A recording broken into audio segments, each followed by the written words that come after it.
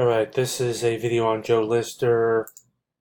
So I am looking into this, but I'm pretty sure that all of these listings here, where it says quantity of 0, these aren't even there or on eBay. They're on eBay and they're listed for SEO reasons. Basically, so we don't lose our search. So like if we sold another one of these, it'd be much better for search. However, that doesn't matter because we don't really bring in a lot of new inventory. This is like, one of something, we get rid of it and then we don't sell it again. So I am checking and confirming with Joe Lister if all of these zeros are basically ones that we're out of. And as you can see here, the only one that we have is this one there and here and here.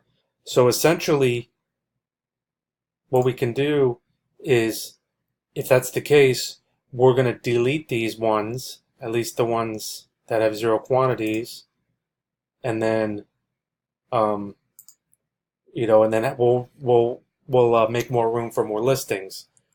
And then the other thing is like, let's say there's not that many listings, then I can downgrade the plan, and I can actually, my monthly payment will be less. So that's what I need you to do as soon as I confirm with Joe Lister. But you can start getting ready for that, because I'm pretty sure that's the case.